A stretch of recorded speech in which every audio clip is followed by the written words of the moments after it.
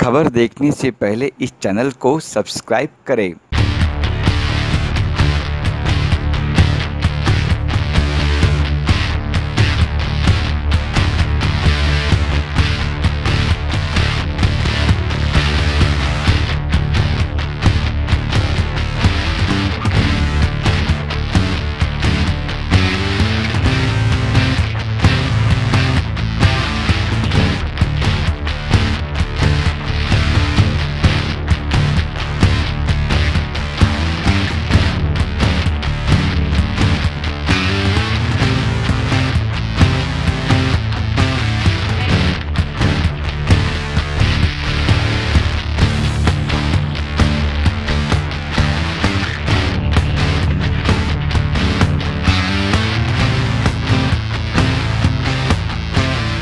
I'm a film director, and I've directed this film and produced this film, Mrs. Nambiar. It's a short documentary.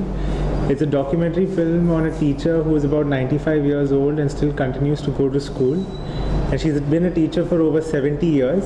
And the film kind of chronicles her life and talks about the impact that she's had on education and the students that she's taught. Well, it's definitely a very inspiring subject to make a film on, and considering that teachers don't get enough credit in our society and in India, I thought a film of this sort of importance was required to be made. देखिए, एक generation की एक जिम्मेदारी होती है कि वो अगले जनरेशन को कुछ दे, तो उसकी अगली जनरेशन की एक जिम्मेदारी होती है कि वो अगली जनरेशन को कुछ दे।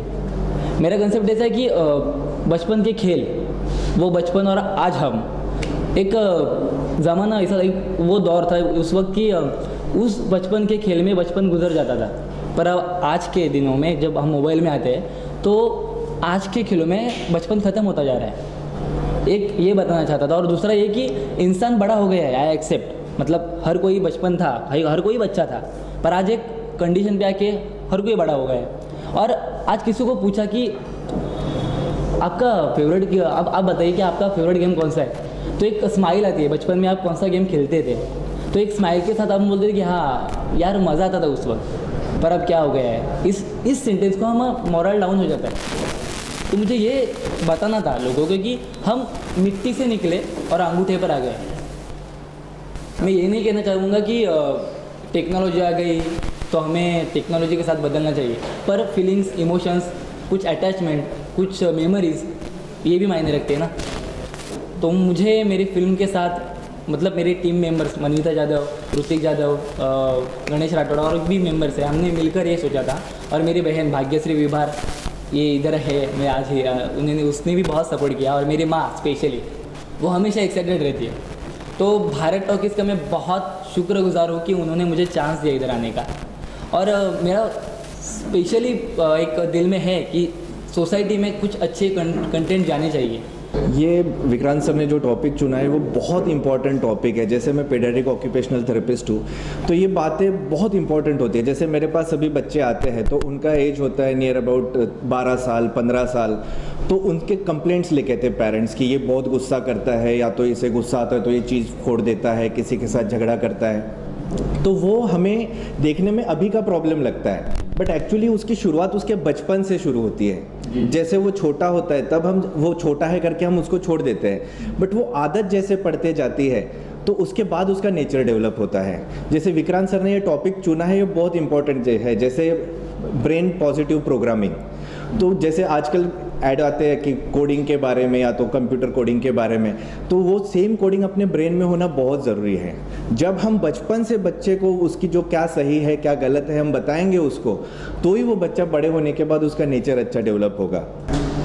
Children are born in a house with parents, so it becomes parents' duty to bring up the child, inculcating all possible good things, which is positive, and no parent can teach something which is negative to it. No parent does that. No mother, no father does that, right? So every child has been taught good things at home. So when he is put in the school, nowadays the children are very early they are put, not at all necessary. If the parent is educated, why can't you educate your child till 6 years?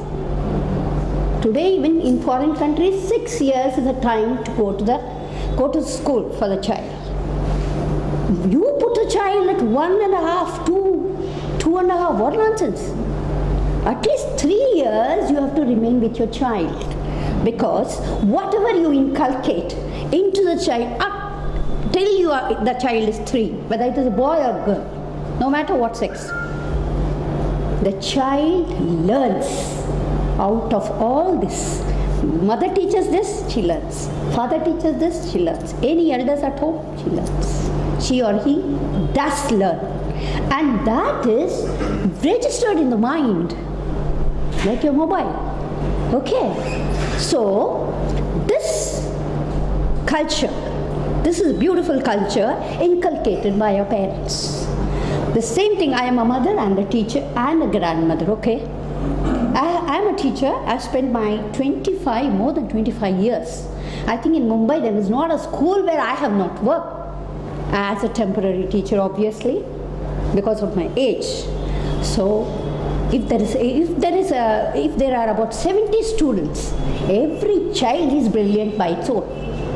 सबसे पहले तो मैं बहुत बहुत thankful हूँ, बहुत धन्यवाद करता हूँ विक्रांत जी का, जिन्होंने एक ऐसा सब्जेक्ट उठाया है जो बहुत ही इमोशनल और करुणा भरी सब्जेक्ट है। और अभी जो माता जी यहाँ पर बोल के गई हैं, मैं उनसे इतना प्रभावित हुआ हूँ, मुझे बहुत अच्छा लगा। उनके बाद हमारे पास बोलने के लिए शब्द नहीं है। उन्होंने बहुत अच्छी अच्छी बातें बताई हैं। विक्रांत जी जब ये सब्जेक्ट लेकर मेरे पास आए थे तो मुझे सॉरी टू से मुझे लगा कि ये क्या कर रहे हैं, ऐसा ये सब्जेक्ट कहाँ चलेगा, कौन देखेगा। और मोंटो की पलटन, बच्चे लोग होंगे इसमें, कुछ मैंने भूत अंकल किया था और बच्चों के बहुत सारे सीरियल और फिल्म मैंने किया हुआ है जो कमर्शियल बहुत हिट रहा है और बहुत अच्छा, मतलब उसमें बहुत अच्छा अनुभव मेरा भी था और बच्चों का भी था, दर्शकों का भी था। तो मैं सोच रहा था कि इसमें तो कुछ ऐसा दिख ही नहीं रहा, कहीं कॉमेडी नहीं दिख रही, कहीं कुछ ऐसा लग ही नहीं रहा। लेकिन जब मैं शूटिंग पर गया और जब मैं इनका टेकिंग देखा, इन्होंने जो हमें समझाया और उसके बाद मैं जब प्ले करता था वो कैरेक्टर, तो मुझे धीरे धीरे समझ में आने लगा कि ये एक्चुअल कैरेक्टर क्या है। और इनकी जो मेहनत है, ये जो चाहते हैं कि दुनिया को या हमारे कम से कम हमारे भारत के लोगों को जो दिखाना चाहते हैं उसका अगर 10% भी दिखा पाए और लोग देख पाए तो ये फिल्म सफल है। और फिल्म सफल है तो हमारे भारत के पब्लिक, और जैसा कि उन्होंने कहा है कि बच्चों के ऊपर ज़्यादा प्रेशर न बनाए, बच्चों के ऊपर मतलब दिन रात पढ़ाई करो और बच्चा चाहता कुछ है उससे करवाते कुछ है, बहुत सारा उनके ऊपर बस्ता बोझा लाद दिया जाता है। तो वो सब पेरेंट्स ज़रूर सीखेंगे इस फिल्म से। तो पेरेंट्स को ही नहीं, बच्चों को ही नहीं, पूरे परिवार को इस फिल्म को ज़रूर देखना चाहिए। विक्रांत जी ने मेहनत की है, इन्होंने इस फिल्म को लिखा है और बहुत मेहनत किया है इस फिल्म को बनाने के लिए। लेकिन अब जिम्मेदारी होती है हमारे जो भी पब्लिक हैं, जो भारत की जनता है, अब नाम भी है भारत टॉकीज़, तो भारत टॉकीज़ को सब्सक्राइब कीजिए। और बहुत कम पैसे में, दूसरे चैनल वाले तो ज़्यादा पैसा सब्सक्राइब कर लेते हैं, ये बहुत कम पैसे में है। मैं रिक्वेस्ट करता हूँ मेरे सभी दर्शकों से, जो भी मेरे दोस्त हैं उन सभी से, जो नहीं हैं वो उनको मैं दोस्त बनाता है। और आप सबसे यही रिक्वेस्ट करता हूँ कि भारत टॉकीज़ को सब्सक्राइब कीजिए। मोंटो की पलटन, साथ ही ये फिल्म है जिहाद है, एक और ये बच्चे वाली फिल्म है सिर्फ एक बार है, ये फिल्म है जो टीचर के ऊपर फिल्म बनाई है। तो ये सब फिल्म भी आपको देखने को मिलेंगे और ये सारी की सारी फिल्में आपको शिक्षा देकर जाएगी। सो मैं तो बस हाथ जोड़कर एक ही विनती करता हूँ आप सभी दर्शकों से कि मोंटो की पलटन को देखने के लिए अगर आपने इस भारत टॉकीज़ को सब्सक्राइब किया तो साथ में आपको बहुत कुछ पैकेज मिलने वाला है। मेरा भी एक यूट्यूब चैनल है के गोस्वामी एंटरटेनमेंट, उस पर मैं साइलेंट कॉमेडी बनाता हूँ। वह साइलेंट कॉमेडी अब भारत टॉकीज़ पर दिखाया जाएगा, जिसमें कोई डायलॉग नहीं होता है और बहुत सारे कलाकार नहीं हैं।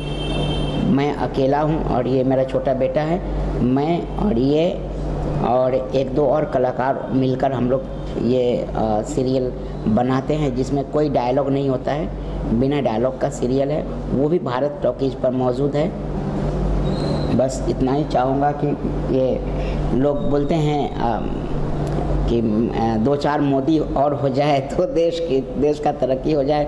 मैं बोलता हूँ 2-4 विक्रांत मोरे और हो जाए तो हमारे बच्चों का भविष्य बदल जाए। एक्चुअली सबसे मेन चीज़ ये है कि आजकल की सोसाइटी में ना सिर्फ डिप्रेशन की और सुसाइड की बात होती है, लेकिन सुसाइड और डिप्रेशन इसके अलावा भी बहुत सारी चीज़ें हैं जहाँ पे शायद मुझे ऐसा लग रहा है कि इस समाज में ना नज़रअंदाज किया जा रहा है। जैसे कि पहले कोई भी इंसान डिप्रेशन से गुजरता है और डिप्रेशन का एक फाइनल स्टेज होता है कि सुसाइडल थॉट्स या वो सुसाइड अटैम्प्ट कर लेता है। लेकिन इसके बहुत पहले बिहेवियर चेंजेस आते हैं हर इंसान के अंदर। या तो वो इंसान चिड़चिड़ा हो जाता है, या तो बहुत गुस्सा हो जाता है, वो अपने आप को अकेला महसूस करने लगता है, किसी से बात करना बंद कर देता है और अपनी एक दुनिया बना लेता है। लेकिन उसकी शुरुआत जो है ना, वो उसके जीवन के चाइल्डहुड से उसका कनेक्शन है बहुत बड़ा। इसका रीज़न ये है ना कि हम यंग होने के बाद में जैसे कि 99.9% इंसानों को प्यार हो जाता है, जो बहुत खूबसूरत एहसास है। लेकिन अगर वो प्यार ना मिले तो फिर वो डिप्रेशन में जाता है। फिर उसके बाद में उसका जीवन शुरू होता है, जो फैमिली लाइफ शुरू होती है, उसमें भी बहुत सारे अप एंड डाउन्स होते हैं। तो जीवन अप एंड डाउन से भरा हुआ है। लेकिन ये अप एंड डाउन्स को झेलने के लिए, बर्दाश्त करने के लिए हमारा जो मस्तिष्क है वो मेंटली स्ट्रांग होना बहुत ज़रूरी है। और उसकी शुरुआत जो है हमारे चाइल्डहुड में छुपी हुई है, और इसका जो मेन स्तंभ है वो हमारे टीचर्स और हमारे पेरेंट्स हैं। तो ये मूवी को बनाया जब मैं लिखा गया तो यही चीज़ मैं लोगों को बताना चाहता था कि ब्रेन पॉजिटिव प्रोग्रामिंग, पॉजिटिविटी बोलना कि यार किसी भी सिचुएशन में पॉजिटिव रहो, लेकिन पॉजिटिव करना और बोलना, सोचना, दोनों में अंतर है। अगर हम पॉजिटिव चीज़ें हमारे हैबिट में लाए तो हमको सोचने की ज़रूरत नहीं है, वो ऑटोमेटिकली डेवलप होगी। अक्सर आप सोचते हो कि यार नेगेटिव मत सोच, पॉजिटिव थिंक, लेकिन पॉजिटिव कैसा होगा जब जीवन में ही नेगेटिव हो रहा है, तो पॉजिटिव सोच कैसा सकता है। इसके लिए हमको हमारे प्रॉब्लम्स को देखने का नज़रिया बदलने की ज़रूरत है और हमारे रोज़मर्रा की ज़िंदगी में हमारे हैबिट्स को चेंज करने की ज़रूरत है। ये मुझे ऐसा लगा और इस थॉट के ऊपर मैंने ये फिल्म बनाई और आज 29 इंटरनेशनल अवार्ड मिल चुके हैं। तो बस यही। नमस्कार, पहले तो मेरा नाम आर्यप्रिय है और ये मेरी खुशनसीबी है कि मैंने इस फिल्म में काम किया है और विक्रांत सर ने मुझे चांस दिया है। इसके पहले जब मेरे इनसे बात हुई थी तो इन्होंने जब फिल्म के बारे में मुझे बताया था कि ये बच्चों के सब्जेक्ट के ऊपर, उनके मसलों के ऊपर है, तो मैं एक्साइटेड हो गया था कि आई वांट टू डू। और जब मैंने फिल्म की और जब कहानी पढ़ी, स्क्रिप्ट पढ़ी, तो मैं एकदम चौंक सा गया कि अरे एकदम नई तरह की कहानी और बच्चों के जो प्रॉब्लम्स हैं, पॉजिटिव ब्रेन प्रोग्रामिंग के बारे में इन्होंने जो बताया है और एक नए तरह का काम इन्होंने शुरू किया है। तो मेरी ये गुजारिश है सबसे कि आप सब लोग देखें और अपने बच्चों को, अपने परिवार के लोगों को दिखाएं। Sir Vikrant ji, he is a very talented director and Mantu के पलटन जो मूवी है उसमें जो इंडियन कल्चर है, जो मीन्स बचपन से हमें सिर्फ मतलब स्कूल में डाल दिया जाता है और ये बोला जाता है कि मार्क्स इतना ही आना चाहिए, इतना ही वो होना चाहिए, बट दूसरा कोई एजुकेशन, अदर्स एक्टिविटीज़ वो सब गार्जियन फॉलो नहीं करते। सॉरी टू से आई एम फ्रॉम कायरो, सो मेरी हिंदी थोड़ा सा खराब है, please adjust.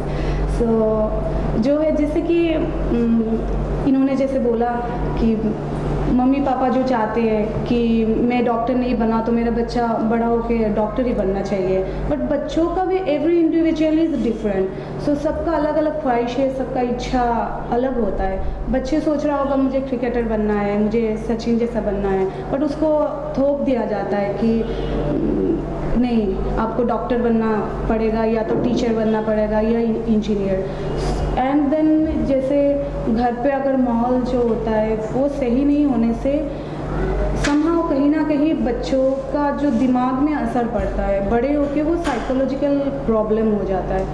So in future जब वो काम करने जाता है या तो बाहर जाता है तब उसको डिफ़िकल्टीज़ बहुत काफ़ी फेस करना पड़ता है। सो ऐसी मूवियों से गार्जियन को, बच्चों को, सबको, हमारे समाज को बहुत सीख मिलता है। विक्रांत सर के बारे में जितना कहूँ उतना कम है। और जो ये फिल्म है मोंटू की पलटन, इससे पहले भी हमने बच्चों के ऊपर एक फ़िल्म बना चुके हैं और इनको मैंने प्रॉमिस किया है कि जब तक आप बच्चों के ऊपर फिल्म बनाएंगे तब तक मैं आपके साथ जुड़ा रहूँगा। और बाकी बोलने के लिए तो बहुत लोगों ने बोला, तो सर के साथ काम करने का एक्सपीरियंस हमेशा से अच्छा रहा है, क्योंकि सर का जो सोच है वो बेसिकली हमारे सोसाइटी में ऐसे बहुत कम ही लोग हैं जो ऐसी सोच रखते हैं, सोसाइटी के लिए कुछ करना चाहते हैं और जो एक्चुअली करते हैं विदाउट एनी एक्सपेक्टेशन। तो सर का ये एक मॉडल सा बन गया है कि वो जो भी चीज़ करते हैं, जो भी फिल्में बनाती है, या फिर उन्होंने जो भारत टॉकीज़ भी हमने जो ओपन किया है उसमें भी हम ऐसी ही मूवी ले रहे हैं जो हमारी सोसाइटी को कुछ मैसेज दे रहा है।